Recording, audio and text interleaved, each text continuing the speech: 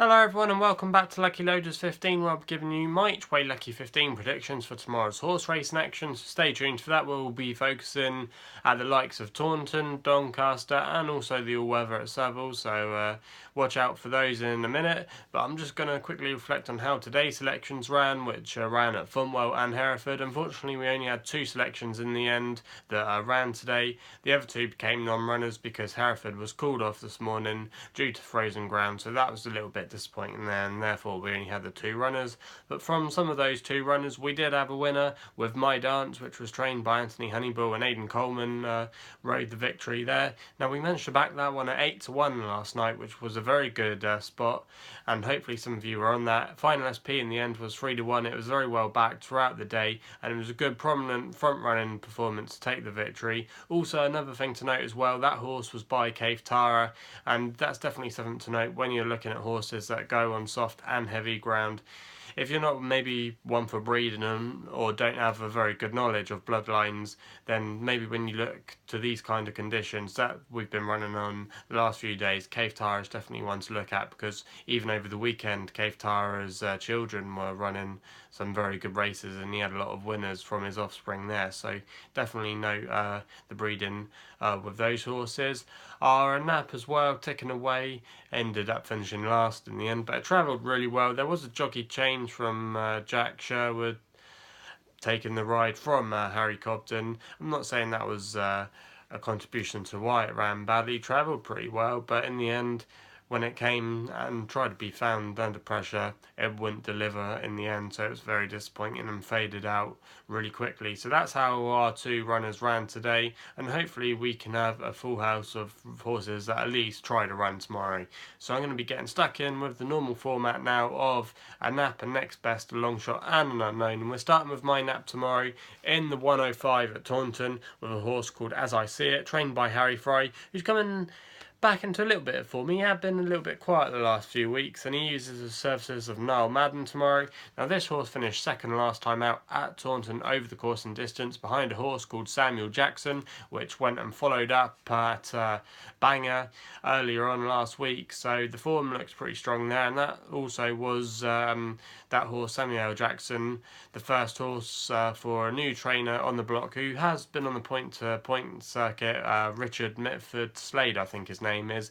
He made it kind of 2 from 2 under his professional licence with Samuel Jackson, but also as well in that race that lost to Samuel Jackson last time at Taunton, As I See It beat Dan McGrew, which finished 4th in that race, and Dan McGrew has since gone on to win, so the form doesn't look too bad there. There are a few decent types in this race tomorrow, but I thought As I See It had a very good chance. He's currently around 9-4 bookmakers at the moment, and I definitely thought he was the one to beat, bringing in the best form to the race. So I thought he could go very close, and like I said, should make the frame at least there. So he's going to be my nap selection for tomorrow.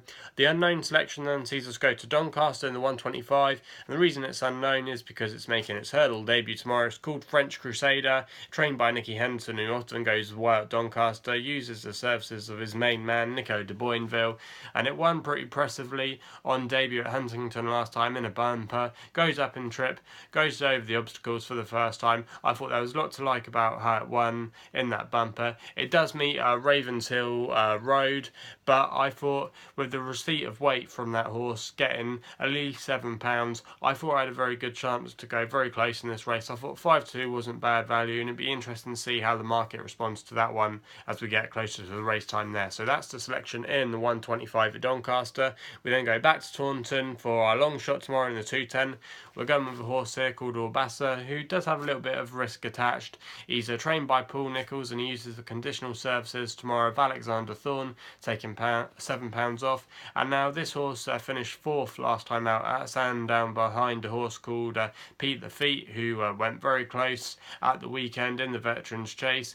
But also in that race there was a horse called Chef de Queep, who finished in 7th place, and he went and won at the weekend at Sandown, so the form there is not working out too badly. Also as well, he has had a win under his belt this season, Orbassa, winning at Wincanton, and his only blip really was at Ludlow, where maybe something wasn't quite right that day. But like I said, he does have his risks, but he's still only 7 years old, so he's still learning his trade a little bit. But I thought he could potentially go well, and from an each way angle at 10-1, I thought he had a very good chance carrying quite a nice low racing weight. So that's going to be the Longshot selection there. We then go to the last race at Southwell for our next best in the 3:30 with a horse called Archie Stevens, currently around 7-2 with bookmakers at the moment, trained by Claire Ellum, and Jonathan Fisher takes a ride tomorrow in this hands and heels race.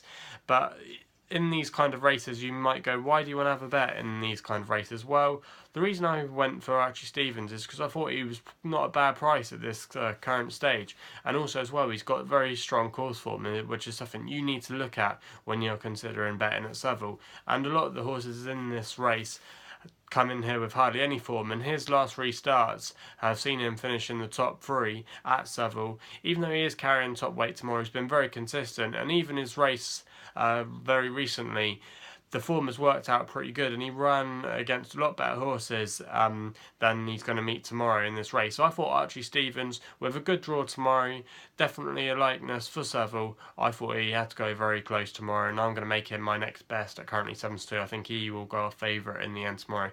So they're the selections for tomorrow's horse racing action. If you got any tips of your own, or think I'm barking up the wrong tree with some of my tips, let your opinions be known in the comments box below. Also as well, I saw a comment about doing the loader look again. I will possibly do that later on in the week. I'm very busy at the moment with uni work before I go and start my work placement without the races, so if I think of something, I will do a debate maybe towards the end of the week, so stay tuned for that. Also as well, please subscribe to the YouTube channel if you haven't done so already. You can check us out on our social media platforms on Facebook and Twitter, more active on Twitter under the same name, Lucky15.